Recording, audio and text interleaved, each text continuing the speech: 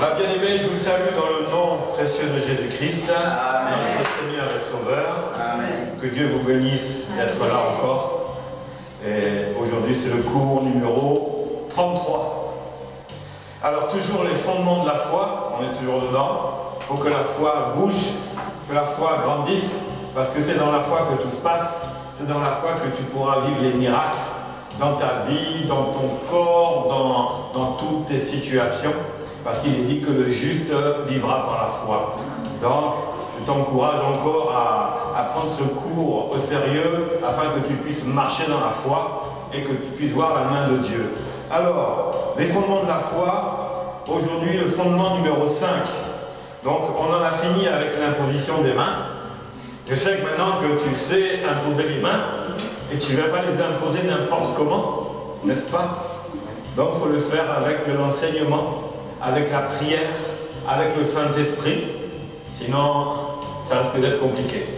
Voilà, donc tu sais comment imposer les mains et je sais qu'un jour, tu vas sentir cette force-là et tu vas le faire.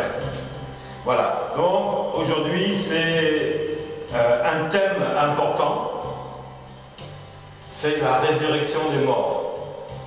Donc ça, c'est vraiment un thème important. Alors, le texte de base, c'est Hébreux 6, 1 à 3. Pas 13, mais 1 à 3.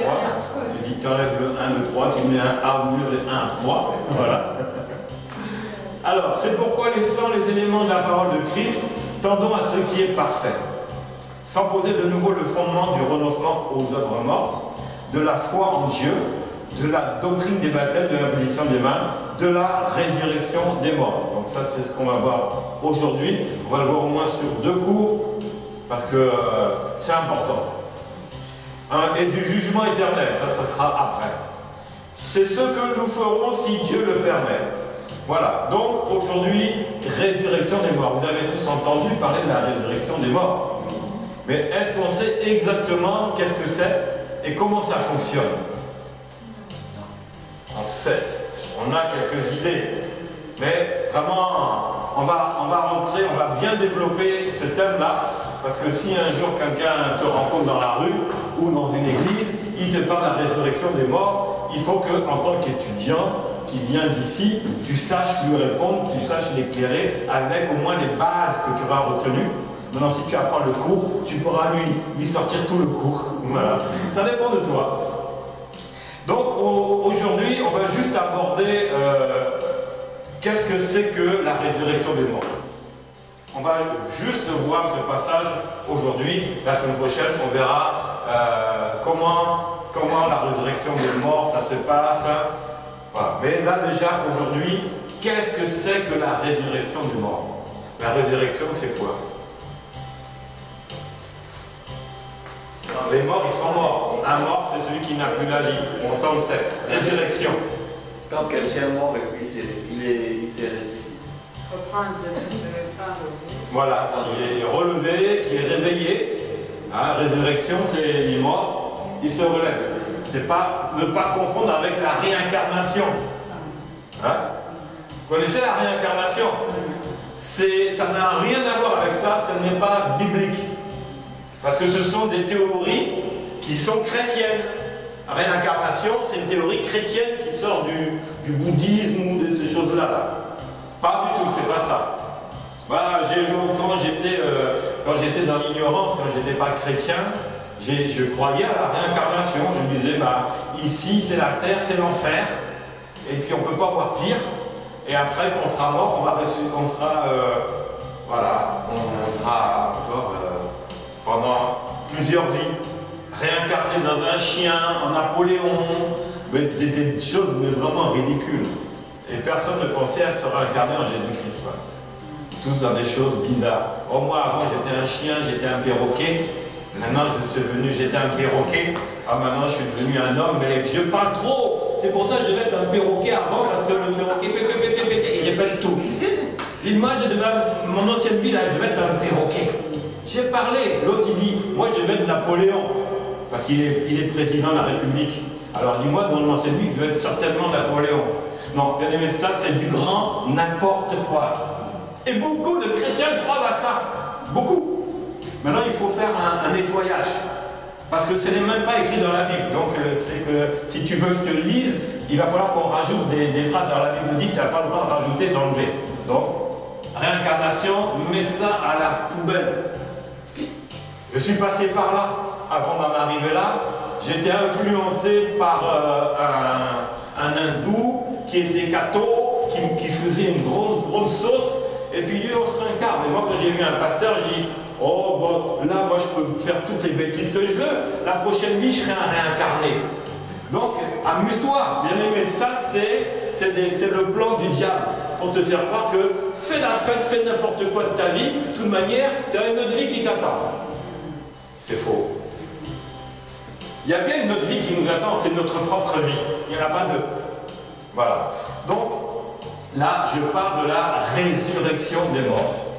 Alors, Dieu, en créant l'homme et la femme, il a conçu la vie spirituelle d'abord. Dieu a créé l'homme et la femme en esprit. Parce que Dieu est esprit. Donc d'abord, l'homme a été créé et la femme en même temps esprit. Et ensuite, il a créé la vie charnelle.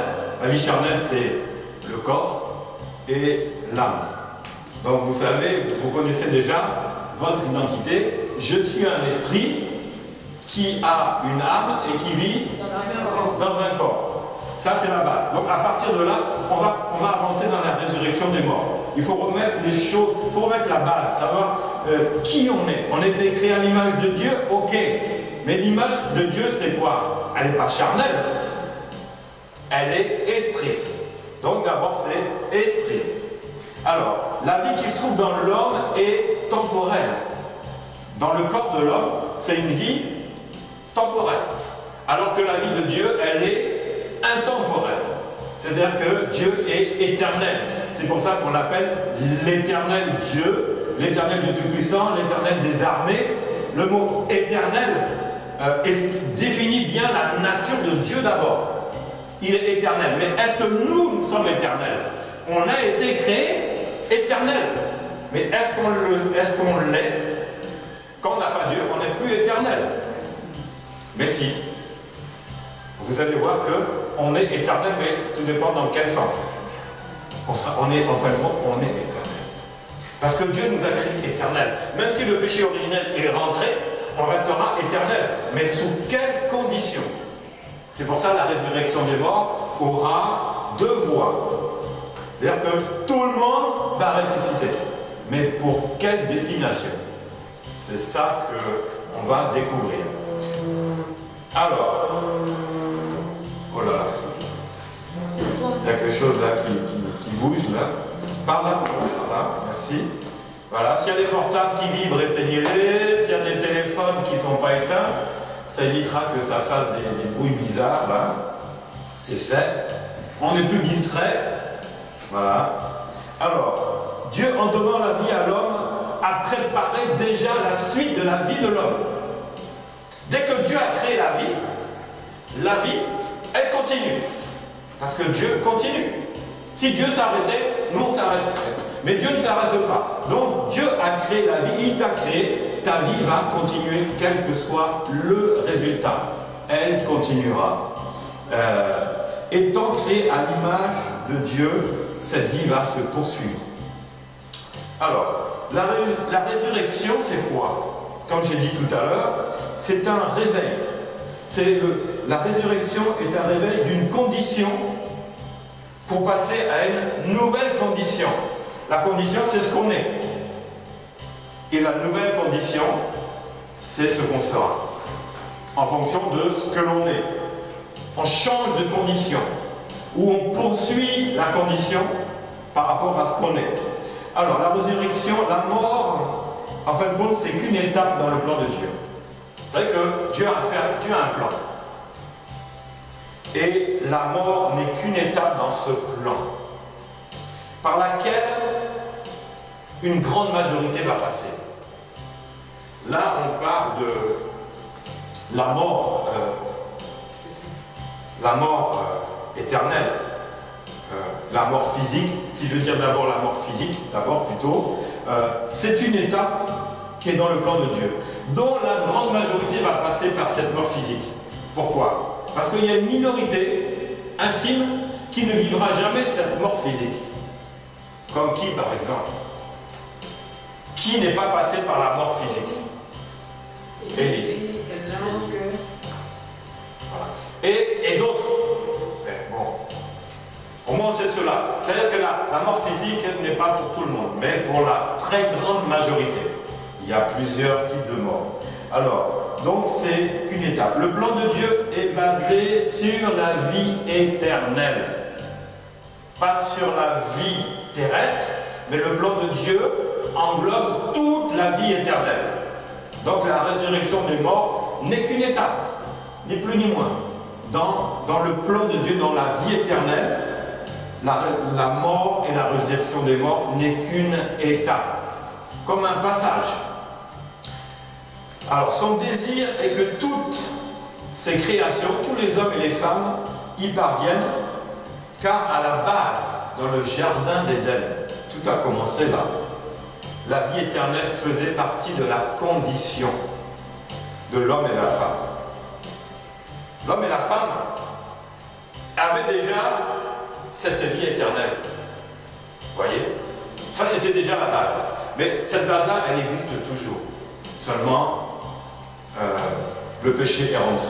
Romains, en parlant de ça, Romains 6, 23, qui dit « Car le salaire du péché, c'est la mort, mais le don gratuit de Dieu, c'est la vie éternelle en notre Seigneur Jésus-Christ. » Vous voyez, le salaire du péché, c'est la mort. Mais la mort quoi? Éternelle. Ça, on ne l'a pas précisé. Ce n'est pas une mort physique. Certes, elle sera physique. Mais quand on parle de la résurrection des morts, ce n'est pas que le côté physique. C'est surtout le côté spirituel.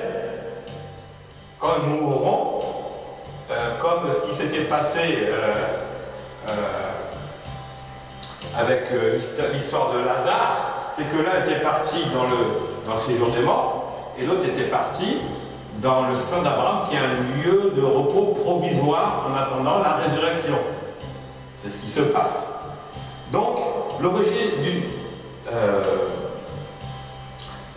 la nature divine de Dieu, elle est quoi? Elle est éternelle, elle est omniprésente, il est partout. Elle est omnisciente, il sait tout, et elle est omnipotente, il peut tout. Ça, c'est la nature de Dieu. Ça veut dire que Dieu avait sûrement prévu cette mort-là. La mort spirituelle.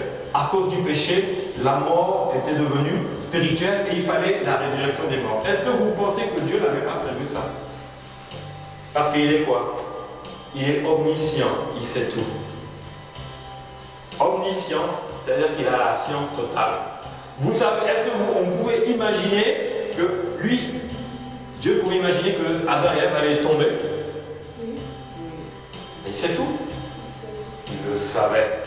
Donc il avait déjà mis un plan de rédemption pour ça, qui s'appelle la résurrection des morts. Il le savait. Si on dit, ah, peut-être Dieu ne savait pas, il a dû modifier son plan à cause de ces deux abrutis d'Adam et Ève. Mais qu'est-ce que vous avez foutu dans mon plan? J'avais prévu les bonnes choses pour vous, le jardin en Éden était merveilleux, et vous là, vous avez été séduits parce que vous avez écouté n'importe quoi. Et regardez, voilà, vous avez gâté mon plan. Non, Dieu a un plan complet. On fait comment, même dans la vie, même, Dieu nous donne des bonnes choses. C'est comme si on était en Éden, mais on s'amuse à faire des bêtises parce qu'on a les influences encore du diable qui n'a pas, lui, il n'arrête pas, hein, il nous bombarde. Quand ta vie commence à être bien, tu dis, oh merci Seigneur, tout va bien, tu vas voir que, bam, tu vas avoir des mauvaises paroles, des mauvaises voix qui vont essayer de te faire chuter encore. Comme il a fait chuter Ève, qui a amené Adam à chuter aussi. Les deux ont chuté vraiment comme des ânes. Et résultat, ça n'a pas modifié le plan de Dieu. Parce que dans le plan de Dieu, il savait très bien que les deux loustiques là qu'il avait créés, ils allaient faire des bêtises. Ben, ça n'a pas raté. Ils ont fait leurs bêtises. Résultat, Dieu avait déjà préparé le plan complet. Si mes deux là, ils tombent, j'ai un plan à côté. Voyez? Donc Dieu ne pouvait pas se dire, modifier quelque chose par rapport à à ces deux-là à qui il a donné. Parce qu'à un moment, il disait même, oh, je regrette même de leur avoir donné la vie. Vous voyez? Donc, l'origine du péché n'a pas modifié le plan de Dieu. Parce que Dieu est Dieu. Dieu, c'est toute chose. Ça n'a pas modifié. Alors, la résurrection des morts, c'est la fin d'un monde. Et c'est le commencement d'un nouveau monde. C'est une étape qui a été établie par Dieu. Seul Dieu connaît le jour et où ces événements arriveront. La résurrection des morts, tous ressusciteront ensemble. Mais quand, on ne sait pas. Mais Dieu l'a dit, il n'a pas donné la date. Mais ça va se faire. Tous ressusciteront, les uns pour la vie éternelle, les autres pour le jugement. Donc tous. On est tous dans une vie éternelle. Voilà. Mais après, on a deux destinations. Tu vas à Hawaï sur les cocotiers, ou tu vas auprès d'un volcan qui crache son feu tout le temps. Voilà. Les deux sont des îles. Une, là, c'est les cocotiers, le soleil et tout. L'autre, c'est une île avec une montagne qu'on appelle un volcan, et puis tu es là, tu es coincé. Et ça crache le feu sur toi. Voilà, deux destinations éternelles. Alors, c'est des images, hein. C'est pas comme ça que ça va arriver. Non, ça serait trop beau, j'y vois. J'irai dans tous les pays du monde, sauf à Hawaï, parce que je sais que c'est là que je finirai. Non, c'est pas ça. C'est encore mieux que Hawaï. C'est encore mieux. Alors, l'explication de la résurrection des morts est limitée, car la Bible ne révèle pas tout en détail. On va voir, on va essayer de rentrer dans les détails, mais il n'y a pas assez de détails expliqués dans la Bible pour comprendre réellement la résurrection des morts. Ça restera quand même un mystère à révéler mais caché un peu. Parce que Dieu ne veut pas tout révéler là-dessus. Vous voyez? Donc on va fouiller, on va comprendre beaucoup de choses, mais il y a des choses, je te dis, tu finiras avec un point d'interrogation. Si tu me poses des questions, je suis désolé, je ne peux pas te répondre plus qu'il est écrit dans la Bible. C'est clair. Donc si tu me poses une question tout à l'heure, qui va au-delà de ce que dit la Bible, j'ai dit, ça, moi-même je ne sais pas. Demande à ton Esprit Saint, peut-être lui ne va pas te répondre parce qu'il ne te donnera pas plus que tu es écrit là, sauf une révélation, mais qui ne va pas dépasser ça, parce que c'est un sujet très sensible. Amen. Voilà. Donc laisse Dieu être Dieu, laisse Dieu être le Créateur, et ne cherche pas à tout connaître à tout prix, tu seras déçu. La Bible est comme ça en général. Dieu est Dieu, et il te révélera pas tout. Pas tout. Mais beaucoup de choses. Mais tout. C'est pour ça qu'on finit jamais d'apprendre. Même au dernier souffle. Ah Seigneur, donne-moi encore 2 ans. Ah, donne-moi encore 2 ans de ma vie parce que j'ai pas tout appris. Oui, mais t'en sauras pas plus. Il a dit, t'en as assez su comme ça. Voilà, ça va assez. Voilà. Donc, cette étape de la mort, la résurrection des morts, c'est une étape qui reste mystérieuse. Quoiqu'elle est révélée, mais elle n'est pas approfondie. C'est pas approfondi. Alors, on va voir un verset de base dans Jean 11. Tout le monde le connaît, c'est l'histoire de Lazare. Mais Jésus va révéler quelque chose qui est fondamental pour la résurrection des morts. Dedans, il y a beaucoup de choses cachées. Vous le connaissez, mais on va lire. C'est Jean 11, 20, 27. Alors, lorsque Marthe apprit que Jésus arrivait, elle alla au-devant de lui, et tandis que Marthe se tenait assise à la maison, tandis que Marie. Et Marthe dit à Jésus, Seigneur, si tu avais été ici, mon frère ne serait pas mort. Et maintenant, même, je sais que tout ce que tu demanderas à Dieu, Dieu te l'accordera. Jésus lui dit, ton frère ressuscitera. Et elle dit, ben je le sais. Mais elle s'attendait à la résurrection des morts. C'est là que Jésus va la voir, en beauté. Alors, Je sais, lui répondit Marthe, qu'il ressuscitera à la résurrection au dernier jour. Mais Jésus lui dit, mais je suis la résurrection et la vie. Ah, non, Marthe, là, celui qui croit en moi vivra, même s'il meurt. Et quiconque vit et croit en moi ne mourra jamais. Crois-tu cela? Est-ce que tu crois cela?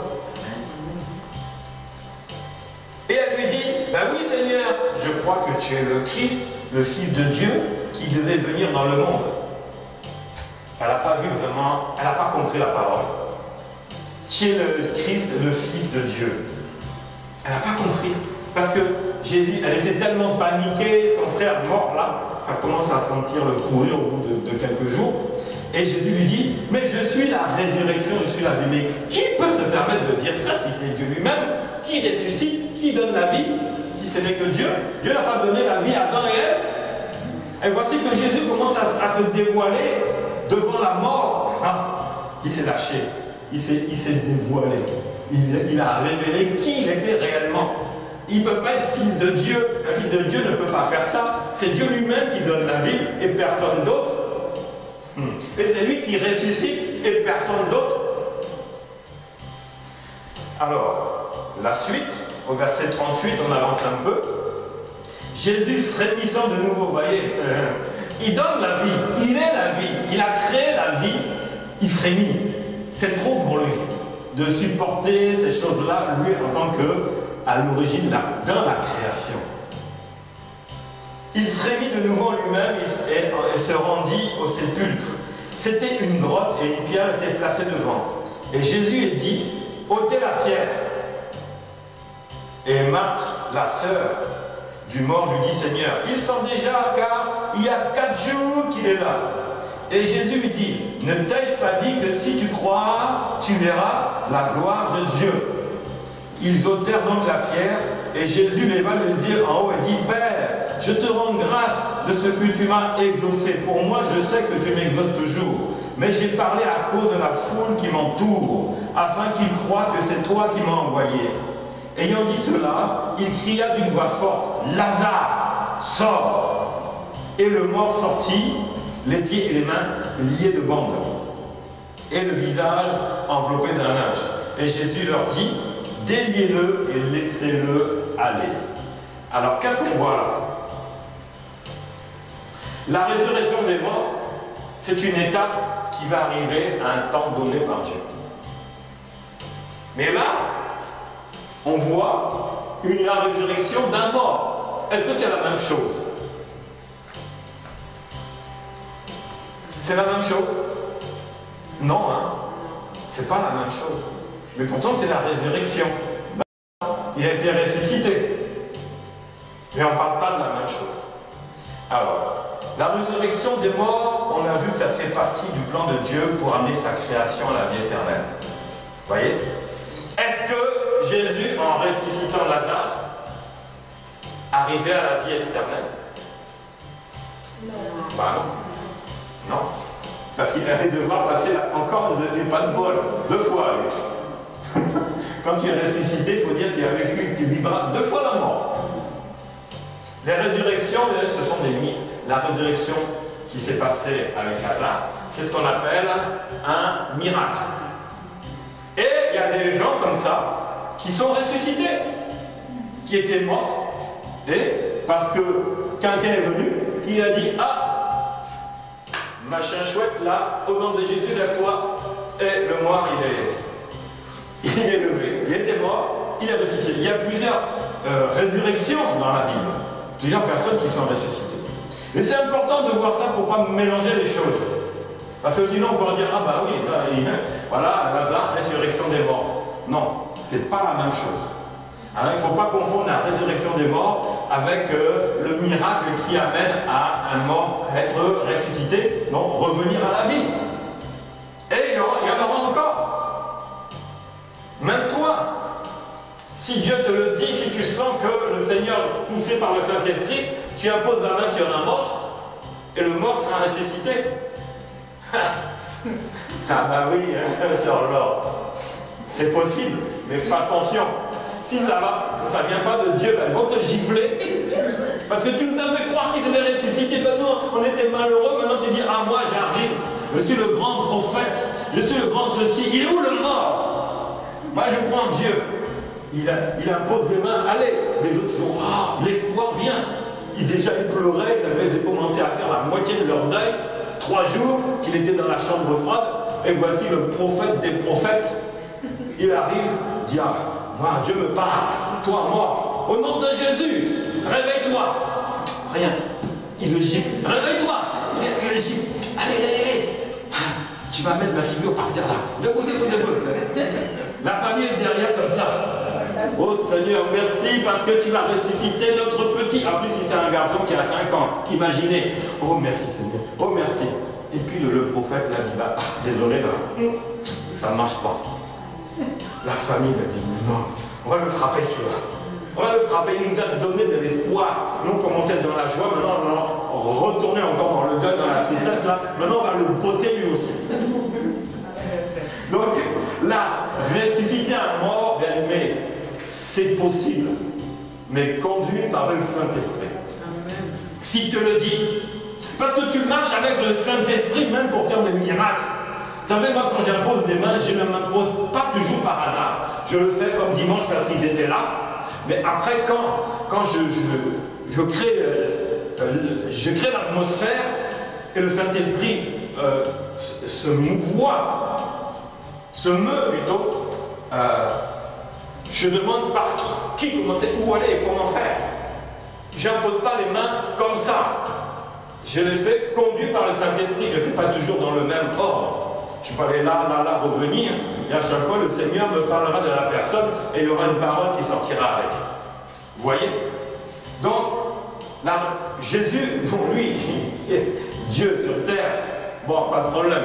Mais toi, bien-aimé, si le Seigneur t'amène dans un deuil et il te dit, impose les mains sur cette personne pour qu'elle soit ressuscitée, qu'est-ce que tu vas faire? D'abord, tu vas demander la permission. On n'impose pas les mains sans avoir demandé si on est d'accord. Voilà, ça c'est important. Hein? Et ensuite, il dit d'accord, est-ce que je peux prier pour cet enfant qui est mort? Il dit, mais vas-y, après tout. Qu'est-ce que ça va nous coûter? Peut-être que tu vas le bénir, parce qu'ils ne connaissent même rien de la parole. Et ils ont bien compris pour les morts. Donc il va dire, mais il va prier pour le mort. Ben bon, pas grave. Et par le Saint-Esprit dit, impose les mains. Et vas-y maintenant. Au nom de Jésus, tu imposes les mains. Et tu parles fort. Ça arrivera. Amen. Tu le crois? Amen. Mais oui. Mais il faut que ça soit... Moi, je connais des serviteurs de Dieu qui disent, moi, avant que je meure, j'aurais ressuscité au moins un mort. Bon, on verra ce que Dieu dira. Oui, mais tu es mort et tu n'as pas ressuscité des morts. Non, mais ça, c'est véridique, hein? J'invente rien. C'est la vérité. Oui, mais ça, c'est la foi. Mais après, on marche avec le Saint-Esprit. Il y a notre volonté, il y a la volonté de Dieu, ni plus ni moins. Donc ça, c'était un passage. Hein? Donc, la résurrection de Dieu fait partie du plan de Dieu pour la vie éternelle. Voilà. Jésus dit ici qu'il est quoi? La résurrection. Et il est la vie. Donc, il dévoile a fortiori sa vraie identité. Jésus, là, il était tellement chaud, il frémissait qu'il a lâché les mots. Il dit, je suis la résurrection, je suis la vie. Waouh! C'est pour ça que les pharisiens, ils n'étaient pas contents. Si on lit après les passages après, là, ils étaient fâchés. Ils voulaient même tuer Jésus. Ils n'étaient pas contents. Alors, Lazare ressuscité par Jésus n'avait rien à voir avec la résurrection des morts. C'était un ressuscité miraculé par Jésus. C'est tout. Voilà. Donc, il s'agit plutôt d'un miracle annonçant, mais par contre, qui va confirmer. C'est une image de la résurrection des morts. Quand Jésus a dit, je suis la résurrection, donc des morts, et la vie des morts, il n'a pas pu s'empêcher de ressusciter un mort pour montrer qu'il y avait un lien. Il annonçait, parce que Jésus, quand il parlait, les œuvres se manifestaient. Et c'était un avant-goût, une démonstration des choses à venir. En ressuscitant Lazare, Jésus a prouvé que la résurrection des morts allait se faire à l'image de Lazare qui était ressuscité. C'est la même chose.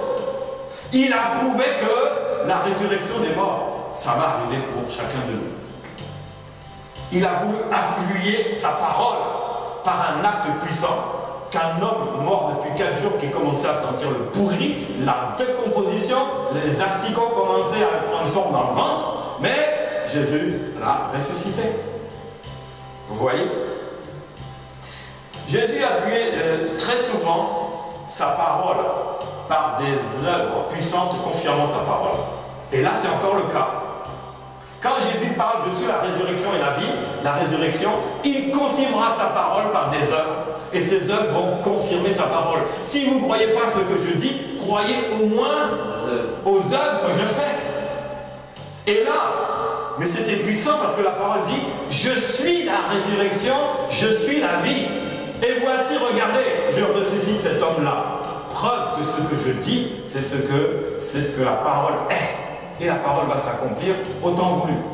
C'était qu'une démonstration pour annoncer des choses que les religieux, les pharisiens, les scribes, les sacrificateurs ne pouvaient même pas annoncer. C'était impossible pour eux. Mais comme à Dieu tout est possible, il a dit et la chose est arrivée. La résurrection des morts, Dieu l'a dit. Jésus l'a dit, elle arrivera pour toi. Voilà ce que c'est que la résurrection des morts. C'est une parole qui est écrite, mais qui a été officialisée, rendue vivante par Jésus. Voilà ce que c'est que la résurrection des morts. C'est quelque chose de réel. C'est important de le savoir. Parce que, comme on a entendu dimanche dernier, il vaut mieux courir vers Jésus que de courir en arrière. Parce que dedans, il y a la résurrection des morts.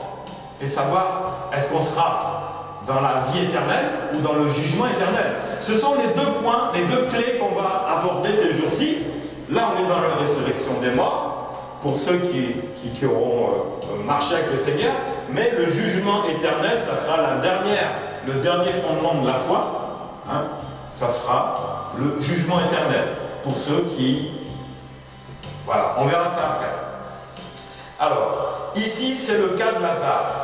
Ressuscité du tombeau. Mais comme Jésus, il était passé dans le tombeau, et ressuscité, il a encore appuyé que la résurrection des morts, même Jésus allait passer à travers cela, parce qu'il avait un corps. Et le corps devait ressusciter. L'âme, la chair devait ressusciter. C'était un avant-goût, ce qui s'est passé avec Lazare, même avec Jésus. C'était un avant-goût de ce qui allait, ce qui va arriver plus tard. Ce qui s'est passé avec Lazare, c'était un avant-goût que ce que Jésus lui-même allait passer. Par la résurrection, Jésus est déjà passé, il est le premier. Le premier entre tous les morts ressuscités, c'est Jésus. Résurrection, c'est lui. Comment la résurrection et la vie ne peuvent pas passer par là et être ressuscité en premier? Mais elle l'est. On ne peut pas l'enlever. Donc forcément, Jésus a ouvert la voie à la parole. Vous voyez? Voilà ce que c'est que la résurrection des morts. Alors, maintenant, plutôt que de parler de la résurrection des morts, nous allons aborder différentes formes de résurrection. Il y a plusieurs formes. Alors, la première forme, je viens de le dire, Jésus est le premier ressuscité d'entre les morts. Première forme de résurrection, Jésus lui-même, dans la résurrection des morts. Jésus. Deuxième forme, c'est tous ceux qui ont cru en Jésus-Christ et qui reçoivent la vie spirituelle. Éternel. La vie spirituelle. La vie spirituelle. Je suis mort au péché, je reçois Jésus, je vis une vie spirituelle. Je suis, mon esprit est réveillé. C'est la résurrection de mon esprit. Spirituel, c'est esprit. Donc, j'étais mort au péché, mon esprit était mort, endormi. Résurrection veut dire réveillé, relevé. Mon esprit Il était mort au péché. Voyez, comme je vous ai déjà raconté, il y a mon esprit, mon âme et mon corps. Mais qui était mort? C'était l'esprit qui était mort. Et l'âme et le corps, ils étaient debout. Mais quand j'ai reçu Jésus, l'âme et le corps, ils sont toujours là. Mais mon esprit, il est ressuscité, il s'est relevé. Et il est plus grand que si je mets dans l'ordre l'âme et le corps. Voilà. Vous voyez? Tu vois bien, frère Joseph? Oui. Oui? Voilà. Qui est le plus grand? C'est l'esprit. Mais avant, il était comment? Le plus petit. Parce qu'il est. Regardez, qui était le plus grand après? C'est l'âme et le corps. Mais la résurrection des morts. Mort de quoi? Mort, mon esprit d'abord. Donc, j'ai reçu Jésus dans ma vie comme Seigneur et Sauveur. Jésus la résurrection et la vie. Mon esprit, il est relevé, réveillé. Ce qu'on appelle ressuscité. Et voilà. Voilà d'abord. Autre forme de résurrection, elle est spirituelle. C'est-à-dire que tu sais que tu marches dans la vie éternelle déjà. Après, il faut traiter l'âme et le corps. C'est eux. Lui, il est définitivement ressuscité. L'esprit. Il est ressuscité. Mais il habite où? Dans un corps. Et le corps et l'âme, qu'on appelle la chair, eux, ils vont vivre la mort éternelle. Mais l'esprit, lui, s'il continue comme ça, il n'a pas de problème. Il n'a pas de problème. Donc, tous ceux qui ont cru en Jésus, c'est pour ça qu'ils ont reçu déjà la vie spirituelle, c'est-à-dire que leur esprit est réveillé. Et maintenant, ce n'est plus moi qui vis, c'est Christ qui vit en moi. Hein? Je suis conduit par l'Esprit Saint. Je marche avec et par l'Esprit Saint. Donc ça, je suis plus... La mort spirituelle, là, c'est déjà fini à ce sujet-là. Ensuite, tous ceux qui sont dans le sein d'Abraham, ils ressusciteront au jour convenu par Dieu. Là, c'est l'âme et le corps qui sont déjà là. Ils sont dans un lieu de repos qu'on appelle le sein d'Abraham. Donc, résurrection des morts, ça les concerne. Et la résurrection, peut-être, donc là, c'était juste pour revenir un peu en arrière avec Lazare, c'est le quatrième point. La résurrection peut être vécue en tant que miracle, mais la personne passerait une deuxième fois par la mort. Automatiquement. Alors, pour finir, Jean 5, 28, 29, un verset clé qui dit, pour résumer, tous ressusciteront des morts, tous. Les uns pour la vie éternelle, les autres pour le jugement de Dieu. Vous voyez? Tous. Ne vous étonnez pas de cela, car l'heure vient, et tous ceux qui seront dans les sépulcres entendront sa voix et en sortiront. Ceux qui auront fait le bien ressusciteront pour la vie, mais ceux qui auront fait le mal ressusciteront pour le jugement. Voilà. C'est clair. Bien-aimé, tu es à la bonne place parce qu'au moins tu sais ça. Si tu te retrouves dans le jugement, c'est pas faute que le Seigneur ne t'ait pas averti, enseigné, rappelé, parlé. Non, le Seigneur veut tout faire pour que tu ne sois pas dans le jugement. Ceux qui seront ressuscités pour la vie, c'est un jugement aussi. Vous savez savoir ce que c'est que le jugement? C'est ça. Ceux qui ressusciteront pour la vie, ceux qui auront fait le bien, ils ressusciteront pour la vie, mais ils auront un jugement. Et ce jugement-là, on va se retrouver chacun devant Dieu. Dieu va faire, voilà le jugement. Bravo mon fils, bravo ma fille, qui a remporté la course. La course. Voilà la coupe de la victoire. Mais quand quelqu'un a la coupe de la victoire, les gens ils font quoi? Oh, il a gagné, bravo, ouais. La coupe du monde de football là. Vous allez voir toutes les équipes là qui se battent là, c'est pour avoir quoi? La coupe. Mais quand celui qui va soulever la coupe, tu vas voir 100 000 personnes dans le stade et puis des milliards à la télévision, ouais, comme ça. Mais là, parce que tu as remporté la coupe, tu as fait le bien. tu as marché avec Jésus par le Saint-Esprit, ton jugement, ça sera bravo mon fils, bravo ma fille, oh, t'as tout compris. Mais là, ceux qui auront fait le mal, eux, c'est le jugement. Qu'est-ce que tu viens faire là? T'as déconné toute ta vie, je t'ai parlé. Ça, c'est moi qui imagine. Mais le jugement, là, c'est pas comme ça que ça va se passer. Je ne veux même pas imaginer de me trouver dans cette situation-là. C'est pour ça que je vais dire la vérité. Même quand j'ai préparé le cours, j'étais en train de faire quelque chose.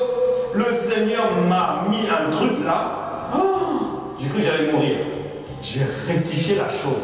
Parce que personne ne me l'avait enseigné. C'est le Saint-Esprit qui m'enseigne dans les cours. Et j'ai dit, mais dans ça, je vais mettre ça au curé. Je me suis mis debout. Maman Grâce était à côté de moi, j'ai dit, ça va pas. J'étais en train de partir. Et le Seigneur me dit, mais ce que tu as écrit là, c'est pas bon, rectifie. Aussitôt, je m'assois, j'ai prié, Seigneur, guéris-moi. Ah, je chasse cette chose-là. Ça faisait rien. Je m'assois. J'ai dit, ah non, c'est pas ça. Parce que j'avance avec le Saint-Esprit. Je pars sur l'ordinateur, je remets. Tout était fini en même temps. Je dis, quoi? Ne dis pas n'importe quoi, mon peuple. Mais j'essaye d'avancer dans la résurrection des morts, qui est un sujet un peu obscur. Et là, le Seigneur était merveilleux, parce qu'il a rattrapé, si je lui avais dit ça, aïe aïe aïe, mais j'allais en payer les conséquences. Le Seigneur m'a dit, non, barre ça. Et comme je lui avais dit, Seigneur, guide-moi, inspire-moi, enseigne-moi, et j'écris, jusqu'à un moment, j'avais modifié le plan de Dieu, en disant, ça ne va pas être logique de mettre ça au curé. Douleur que j'ai ramassée dans le ventre là. J'ai cru que j'allais mourir. Je commençais à vomir. Sans rien, je n'ai pas mangé rien tout d'un coup. Bah. J'ai même enlevé défait le pantalon, tout. Non mais c'est grave. C'est grave. Pour ça, ceux qui vont donner les faux enseignements là, je les plains. Parce qu'ils seront jugés plus sévèrement. Alors là, déjà le jugement là c'est compliqué. Alors en plus, toi tu enseignes des faux trucs, la Bible dit, je te jugerai plus sévèrement. Et plus sévèrement que sévère, là c'est grave. Là c'est grave, je te laisse dans les mains de Satan. Mais la vérité, rien que la vérité, toute la vérité, c'est ça qui compte. Voilà. C'est ça le ministère. Donc voilà, qu'est-ce que c'est que la résurrection des morts? Est-ce que c'est clair? Vous avez des questions à poser? Vous avez des questions à poser? C'est clair? C'est clair? Donc quand tu commences à faire un péché, souviens-toi de ça. Hein? Ça fait peur, hein? C'est le jugement de Dieu qui fait peur, en fait. Ben oui. Mais déjà, le cours prépare le jugement. Le jugement éternel, ça me prépare. Il faut dire que la résurrection des morts, pour le bien ou pour le mal. Ça, c'est très important. Donc, déjà, on sait qu'on sera ressuscité, mais pour quelle destination? Cocotier ou bien dans les feux d'un volcan. Donc là, si tu dans tes péchés mignons, tu n'arrives pas encore à te séparer, quand tu fais ça, dis là, non. Saint-Esprit, aide-moi. Parce que péché mignon, là, ça devient après jugement méchant. Voilà.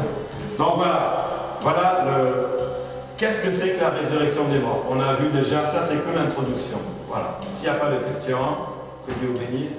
Amen.